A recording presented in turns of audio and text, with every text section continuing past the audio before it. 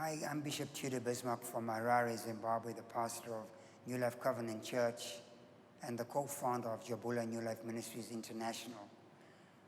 We have a presentation for you today that we take great joy in bringing to you. Let me just say a word on your highly distinguished and esteemed leaders, Pastor Poggio and his lovely wife. We so enjoyed being with you in January.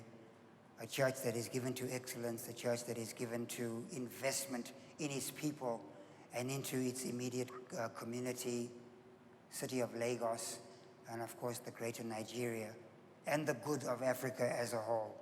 We commend you on your faith and the fruit that your faith has produced.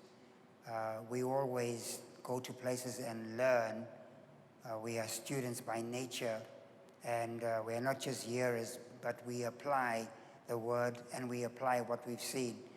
And I've picked up so many wonderful ideas. Also, thank you for your wonderful hospitality.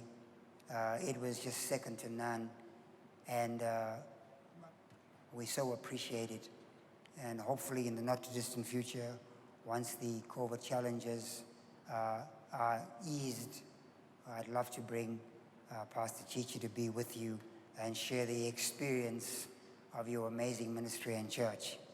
This is a leadership summit, and the meeting is going both physically and virtually to a lot of the leaders. And again, thank you for the opportunity to minister to you. My message is entitled today, Components for Building Strong Churches in the 21st Century and Beyond.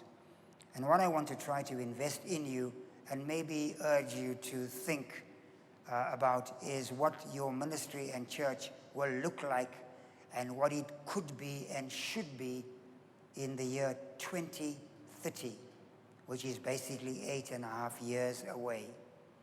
We have to create new days, and we have to deal with when your tomorrow becomes today. Because most of us as leaders, when we start off, we are extremely innovative, we are expeditious in the way we do things, and we create ministry opportunities for departments we don't have. And then those are filled, and then we sort of vacillate and vegetate when our tomorrow becomes a today. And so we have to keep on creating tomorrows and opportunities for the future. And so for expedience sake and for theological correctness sake, I want to read Matthew chapter number 16 and verse 17. Jesus is in Caesarea Philippi, and he makes a statement standing in front of the god Pan, which is half human and half goat, playing a flute. And the flute basically is what the piper played when he got rid of all the rats in a certain town. And so the plight and the plague that the rats brought was eliminated by the piper. And so the custodians of the city that hired this individual didn't pay him what he had asked for, because he had solved their problem. He had brought a solution to their challenge, and now that the challenge had been removed, they refused to pay him or wouldn't pay him, not that they couldn't pay him. And so in breach of contract, they didn't pay him. And so then the piper began to play, and as he played, all of their children were moved out of the city and followed him into some sort of abyss. And I think the moral of that story is generally, if you don't pay the piper, you literally destroy the possibility of your future. And so Jesus is standing in the front of Pan, who he has piped and has many followers to his or its persuasion. And so he asks the question, whom do men say that I, the Son of Man, am? Answering his question as to who he was, because he's confident in his being. And so he said, they say, some say you are Jeremiah, one of the prophets, and so on. And then he says, who do you say that I am? And the sanguine Peter, with not too many sort of political correctness things, sort of out of him came, thou art the Christ, the Son of the living God. And Jesus said, blessed are you, Simon, surnamed Barjona, because what you have said is not a revelation that comes through flesh and blood, which are systems placed responsibly of education within a country, based from children's education to higher learning systems. He said, what you have said does not come from human systems, but you have tapped into revelation knowledge that comes from the Father. And because you are now in touch with revelation knowledge, I'm going to rename you, because you are no longer Cephas, but you are Peter.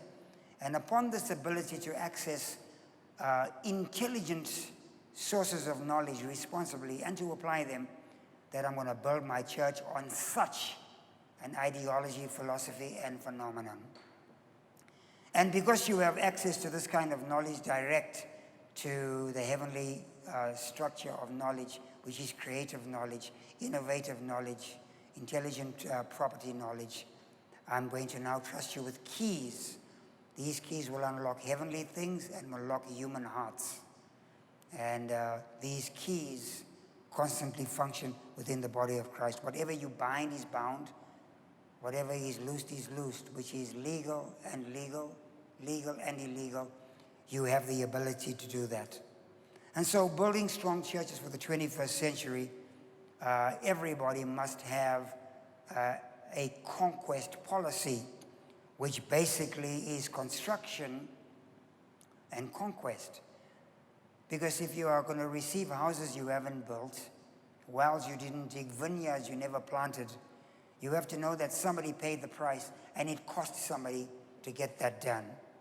And so you need skin in the game for your ministry. And so Jesus had said that an individual, chapter 14 of the book of Luke, verse 28, for which of you intending to build a tower does not first sit down first and get a quantity surveyor to count the cost, lest you start building and you don't finish. And so we're going to give you different steps and charts that you can follow in terms of building. So step number one would be intentions and reality. Intentions and reality. And so Nigeria has defied most church growth stats, because in the late 70s, Dr. Cho wrote a book, The Fourth Dimension, and in the preface and in the back of the book, it was stated that he was the pastor of a congregation of 100,000 members. And of course, we couldn't fathom that in the late 70s. Just to think about 100,000 people gathering together, there were no stadiums in the world that could seat that many people. And then here comes the Nigerian churches, Bishop Oyedepo, Papa Adibuye with the Redeemed, where there's an auditorium that's 3 kilometers long and wide, the first one 1.6 kilometers long and half of that wide, which is pretty stunning for any imagination. And being there and seeing it would be what we actually would eventually believe. And so there's a lot of pressure on Nigerian pastors, especially when you see such juggernaut ministries, the Paul Ninches, Pastor David in Port Harcourt, and the many, many subsidiaries of those ministries that have phenomenal buildings, Eddie Farasan, Bishop Akwankwa, etc., Papa Ayo in Wari. Their auditoriums are shocking and stunning. And it's very intimidating for a Zimbabwean, or any person for that matter, coming to Nigeria and seeing that, because we kind of get the sense that we're not doing so much for the Lord when we see what Nigerians have done. But you guys, some of you pastors, your aspirations and your desires possibly are to be what Papa Adibuye has done with the Redeemed Church, what the Honorable David Oyedepo has done with Canaan, etc., 52, 54,000 seater. And so just to say to you that at some point you're going to run out of Nigerian people, because not all of you listening can have a church of 100,000, because at some point there's going to be not enough Nigerians. At some point there's not enough aeroplanes in the world for each person to own an aeroplane. At some point there's not enough Mercedes-Benzes, Range Rovers, Minis, Mazdas to house your vehicles. At some point, there's not enough land to build your houses that don't make sense. And at some point, and this is a Nigerian thing, there are not going to be enough men in the church to be your armor bearers, which again, I take issue with in my own way. And so what I'm trying to say is that it's not wrong for you to have an intention to build a tower. But what you have to do is sit down first and count the cost. The cost here, brothers and sisters, fivefold ministry individuals, the cost here is not a monetary cost. That is a small factor of the cost. The cost here is going to be the emotional toll it will take, the toll it will take on a wife, children, family, yourself, your physical body, because you're taking body blows. The cost of significant intercessory prayer and the body blows you're taking from demonic princes, and you're taking those blows for other people, and you become tired quickly, mentally, emotionally, physically. And it's a really, really heavy cost. And so before you start desiring a 10,000 seater, a 20,000 seater, just remember that there is a massive cost besides the financial cost. And you have to be willing to pay that price. The church is like a massive supermarket or ShopRite as you have in Nigeria. You can go to each aisle and put everything on your cart or trolley. Fridge, flat screen TVs, food, meat, a whole sheep, a half an ox, all of that you can put on your trolley. But when you get to the till, do you have the money to pay for what you have on your trolley? And so a lot of us, we are walking in the supermarket church world with on our trolley or cart all kinds of expendables, all kinds of trinkets. And we are advertising our walk through that so-called supermarket. And suddenly we get to the checkout counter and we find that we don't have the bullion, the finance to pay for what we have. And so intention and reality are important. Those are both internal and external. And so sitting down first means you have to think. You have to think. You have to think 1 year, break your year up into monthly themes. And then that 1 year into 5-year chunks. And those 5-year chunks into decades. So it's a 10-year plan. We have in our church, we have a 10-year plan, which is mostly detailed. The annual plan is very detailed.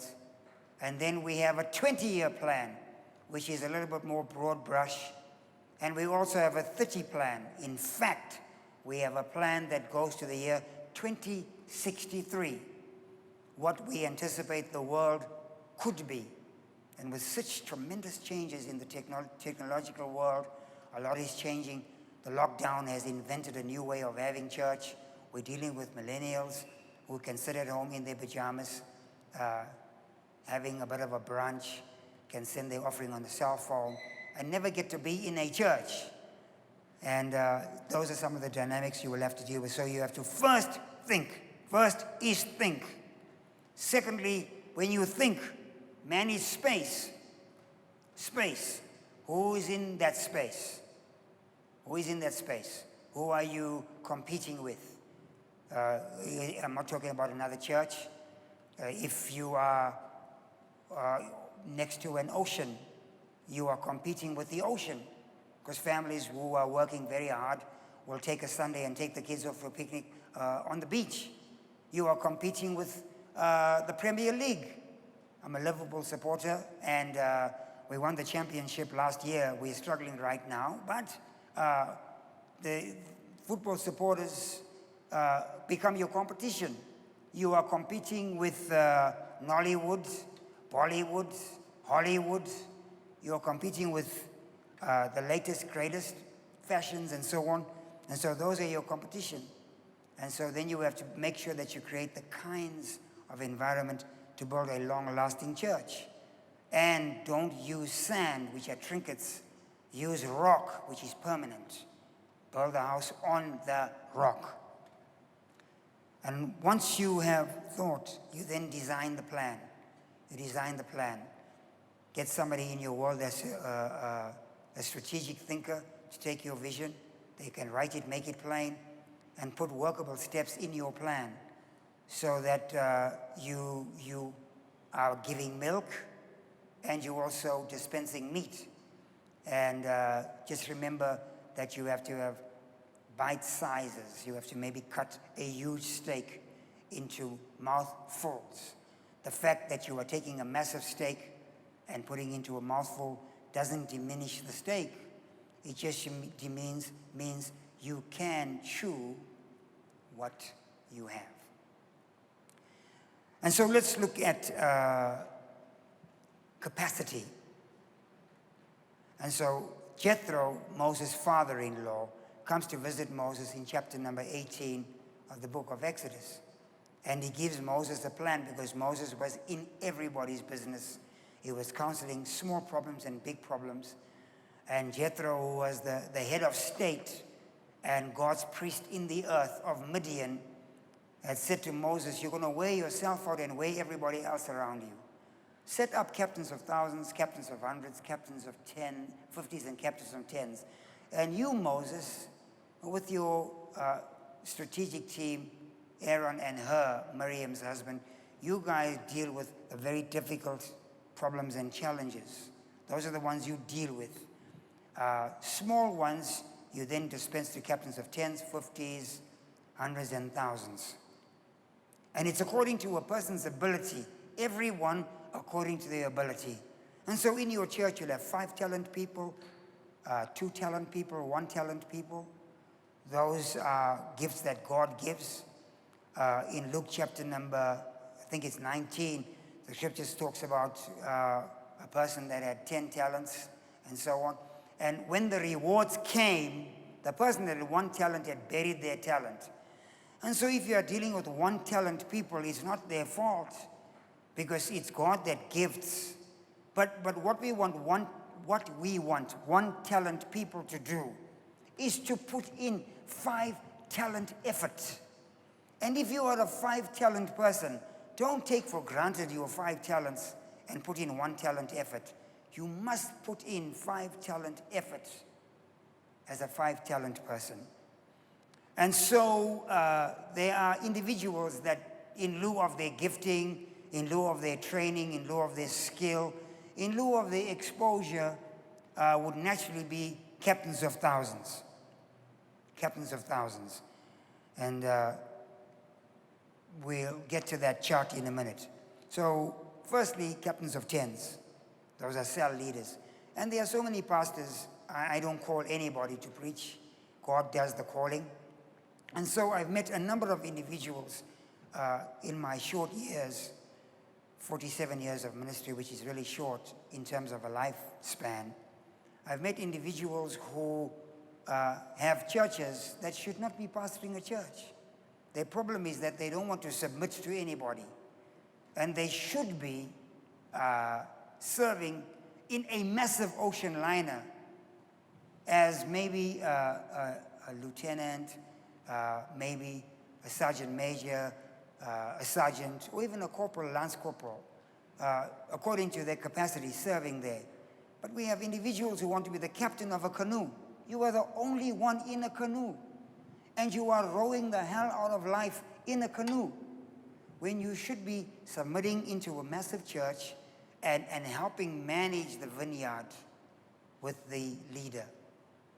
And so there's captains of 50s, captains of 100s, and you'll see this when David asked for a drink of water.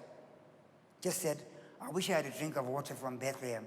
And so 3 of his captains of thousands broke through the enemy lines. It was Eleazar that broke through, Shammah, who had stood and defended his vegetable patch, his lentil patch, with literally slew 800 men with a spear. Eleazar swung his sword, and his sword clave onto his hand, and he was in a pit and killed a lion on a day that was snowy and so on. And these were men of renown.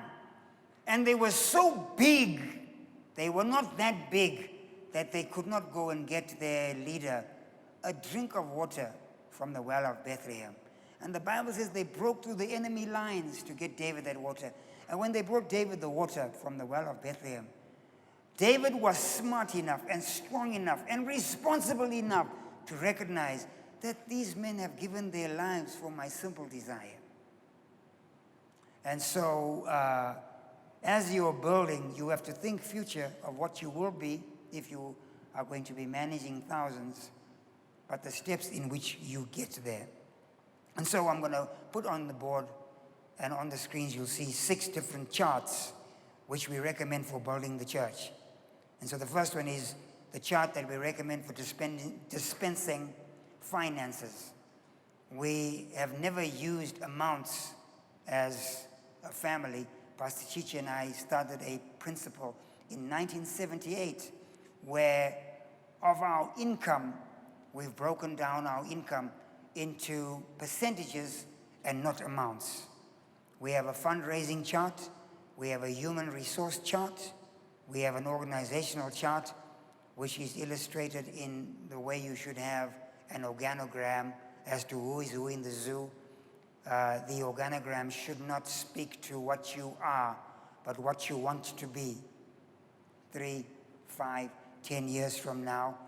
And so in your organogram, I don't recommend you put names in there. You have basically functions. Because if you put a name, you then canonize a person. And when you have to remove them, because Dr. Peter Lawrence said every person will rise to the level of their incompetence.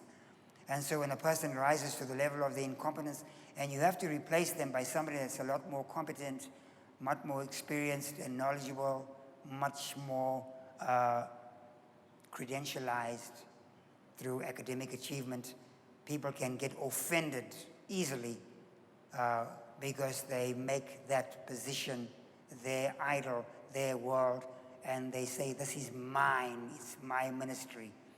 And when you have to replace them needfully,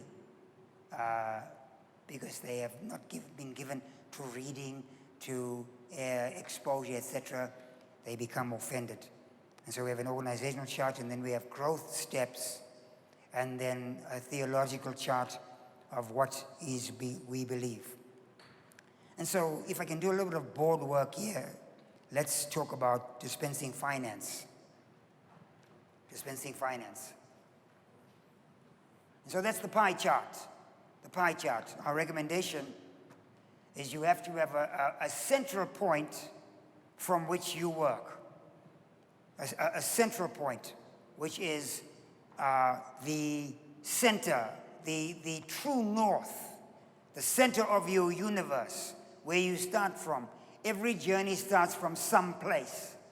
And so you have to have a central place that creates the balance. This entire pie chart is 360 degrees. The central here also represents 360 degrees. So where we start is here.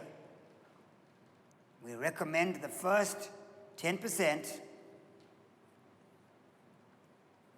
We recommend that belongs to God.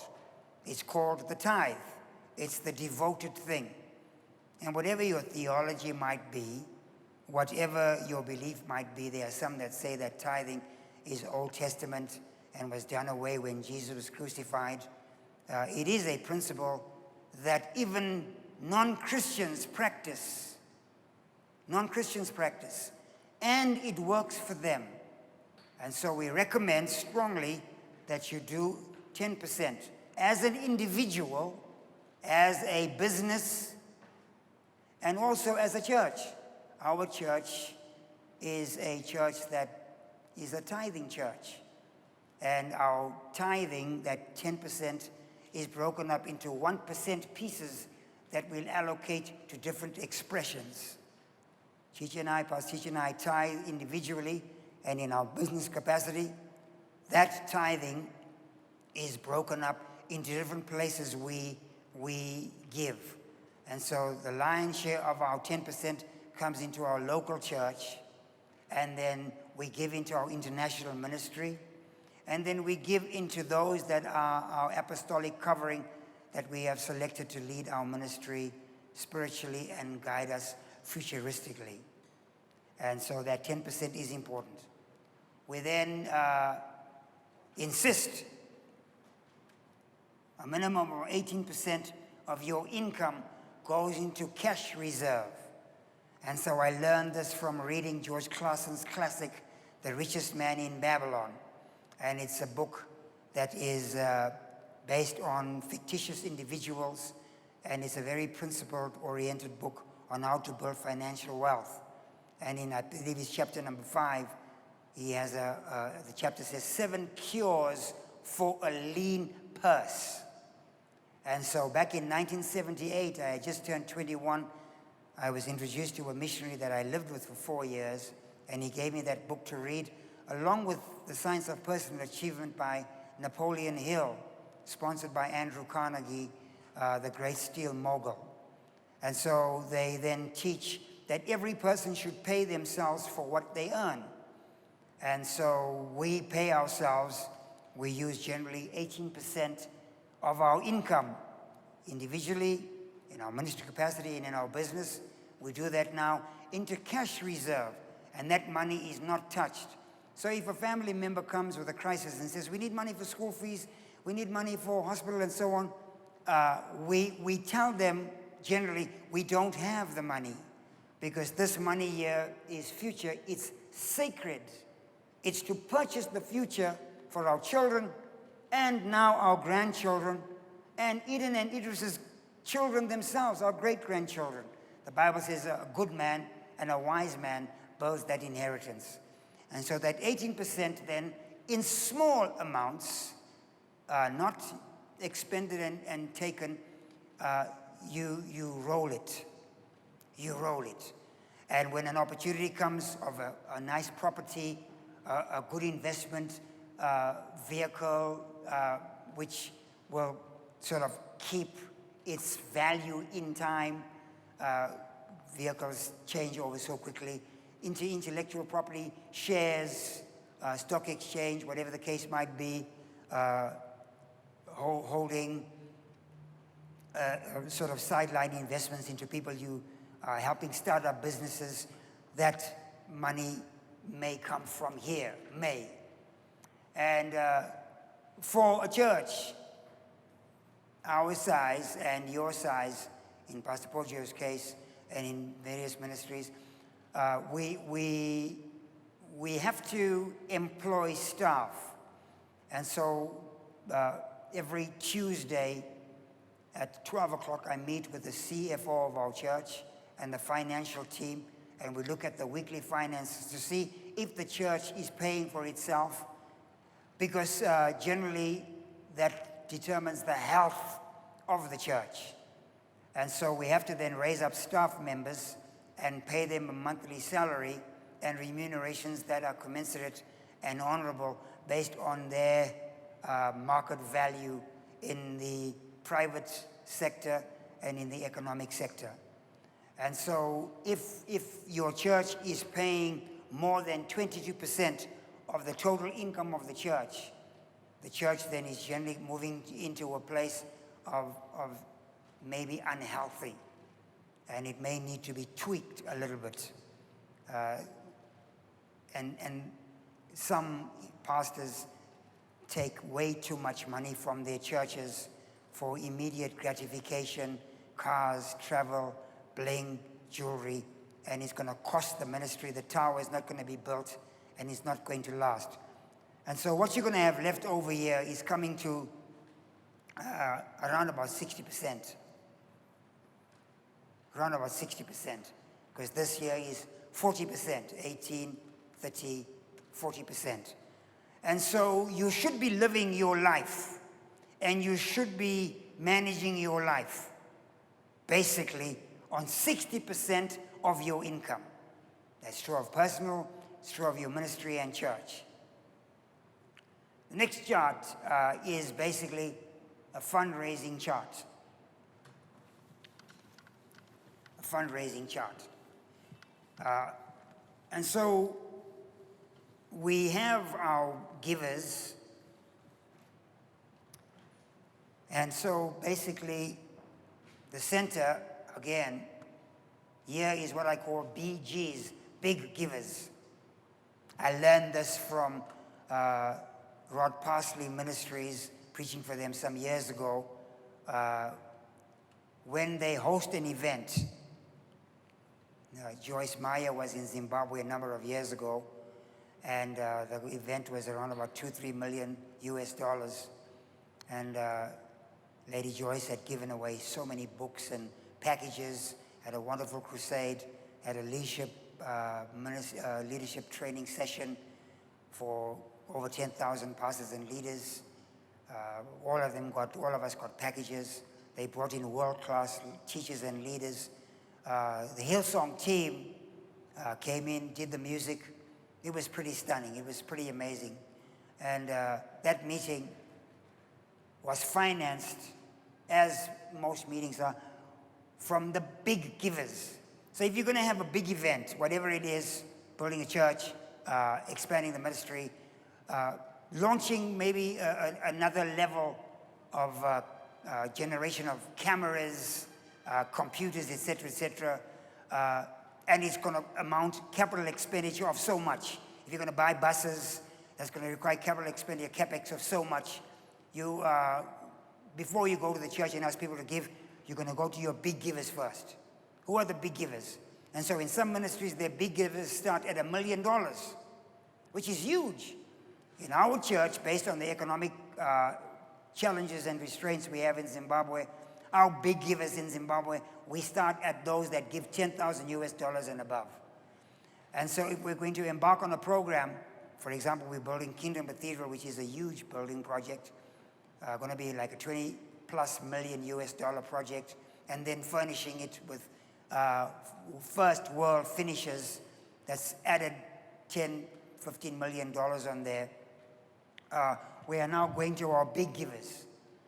And so there are random people that may give X amount, but our big givers start at 10,000. And so where we are right now, we are calling people that have had the ability to do that. And with COVID, with economic challenges, high unemployment in Zimbabwe, over 90%, most business people are in the informal sector. Nigerians know how to make deals and move and so on and so forth. And so our big givers start at 10,000. In some churches, their big givers are at 100,000.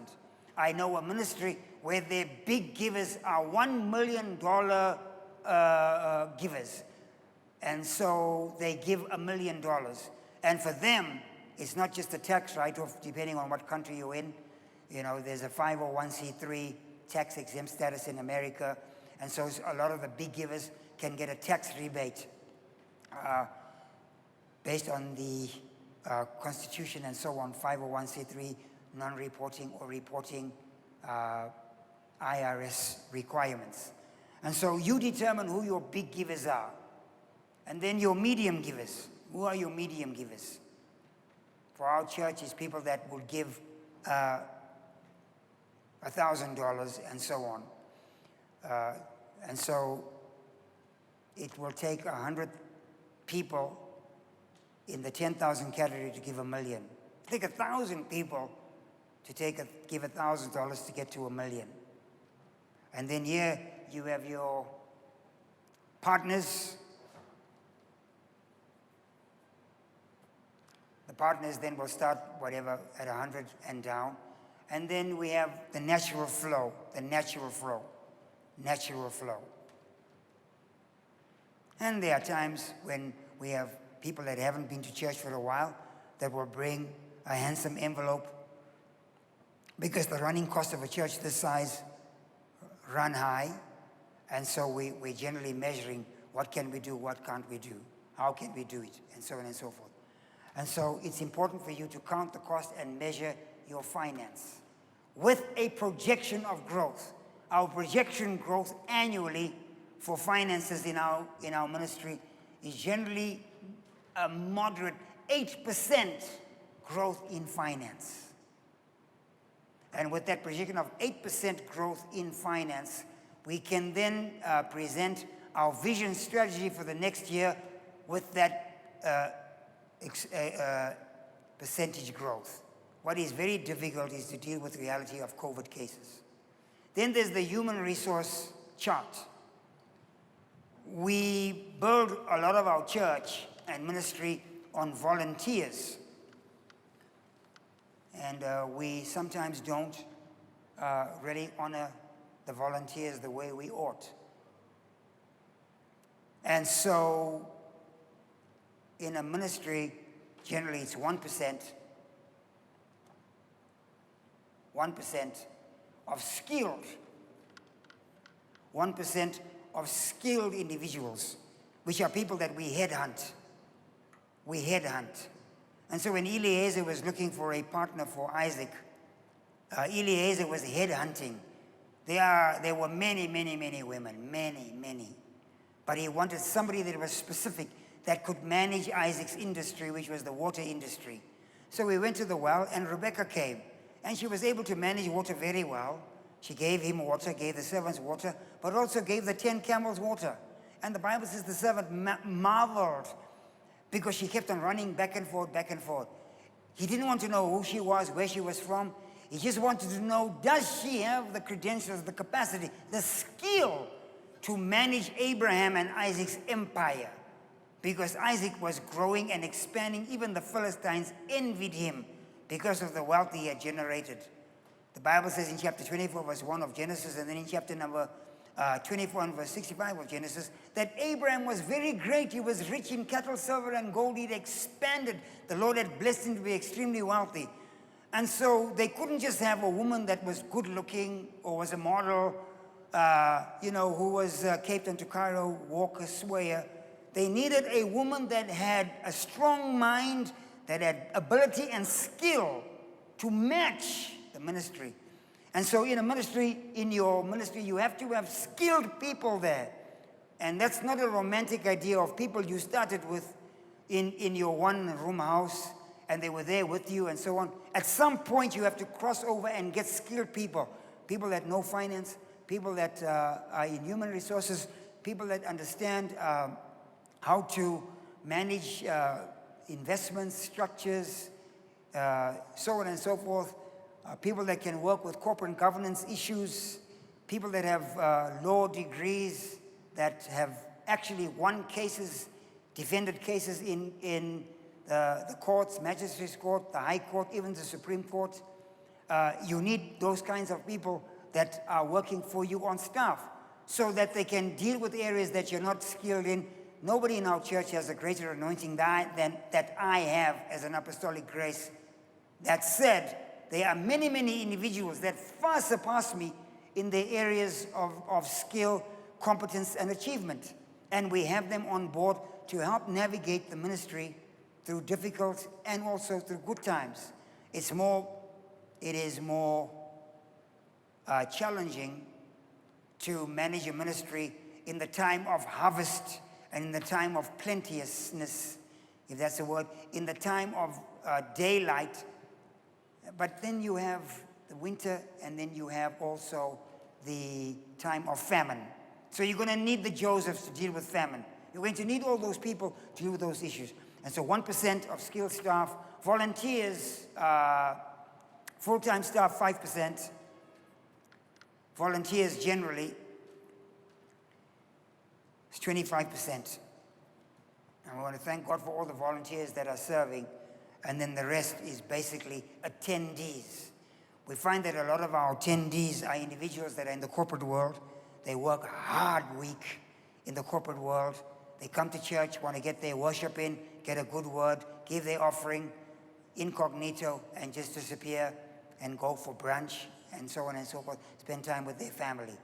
And so usually in the corporate world, a lot of people that are very skilled and powerful don't render their skill openly, because they already have been taking a beating in the week. And so a lot of the attendees will be people that are in a skilled world. And so you'll have a range of people, from people that are living in basically a low density, high density area of no disrespect, of people that are in squatter camps. In Lagos, you have people that live on the water there, plastic houses, and there'll be people like that attending your church. But there'll also be people that are in VI, Victoria Island, where just the land alone is $2-3 million just for the land, let alone the structures and the buildings they have, which for Nigerians, for me as an outsider, it doesn't make sense, you know. And so when I come to Lagos, and I'm in VI, whatever the case might be, I see all those amazing structures and so on. And you'll have people that live there, attend your church, and you may not even know them in all your lifetime until you do an audit of skills in the house with a degree of honesty that people may have. There are politicians that come, MPs that come, they take a beating in Parliament from Abuja to Lagos, they fly back and forward, and they want to come to church and just sit there worshiping because they're dealing with all that stuff there. So you build knowing that those things exist. And then the next chart is basically the steps of growth. And we'll kind of close with this in the steps of growth. We'll start with captains of tens. So we generally start our church right here. Captains of tens. Starts with a cell. You start your church with 8 people in your house, 13 people. You as the leader, you are the greeter. You greet people at the door. Hi, how are you? Welcome. You are the greeter. And then you are the president. You open the service in prayer, so you're the prayer warrior. You then lead praise and worship. You, like me, you try to sing. You sing a song. You are also the tech guy. You're handling the iPad computer. You preach. And then you take up the offering. And then you spend the offering. And then you, hospitality, you give tea, cake, and so on. And so that's a captain of tens. And if you insist on having that behavior, your church will never grow beyond that. Never grow beyond that. Because you are going to be a person that's given to social things alone, to please people. You give them lunch, you give them chicken, whatever the case might be, tea, cakes. And these people that start here with you expect that. 50s. When you're dealing with captains of 50s, these individuals that join the church here don't know how the church began. Captains of 50s generally come in, they have the capacity to lead 50 people and beyond, between 50 to 100. They are still limited in their capacities as individuals. And sometimes, unfortunately, they don't take the initiative to further themselves, to go to get maybe their A-levels, and maybe to go to a community college, maybe an online diploma course, moving maybe towards generally a bachelor's, hardly. And so they kind of like stuck there. And they loyal, do well, captains of 50s. And if you are that kind of a person, you should be in a church like Apostle Paul's church, where you are sort of over, maybe if you have cell ministry, for example, maybe in one particular neighborhood or suburb, like Ikeja, for example, this person will be leading the cell groups in Ikeja and reporting to an administrator who reports to the COO operations within the church. And so it would be recommended that if you have, or if you are a captain of 50s, that you consider that if your church hasn't broken the ceiling here, that possibly you're a captain of 50s and you would have to rearrange your ministry to serve under a bigger core ministry that allows expression and individualism. When we come here to captains of hundreds now, this is where we start getting into fivefold ministry gifts of apostle, prophet, evangelist, pastor, teacher. These are the ascension gifts spoken of in Ephesians 4 and verse 11. And we are built on the foundation of the apostles and the prophets. And so here, these are now the individuals that deal with foundational issues. They are not peripheral.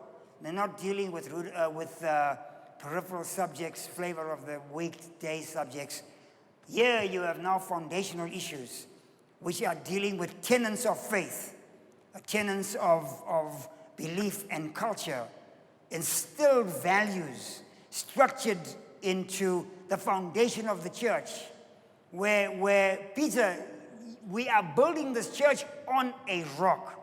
And even if hell declares an all-out war, not a guerrilla war, a hit here, a hit there, but an all-out war of mobilized forces, ground forces, military, air force in the air, navy on the sea, whatever's in outer space, they've declared a full-out war. You now have captains of hundreds here that can organize the troops into cavalry, into defense, etc., etc.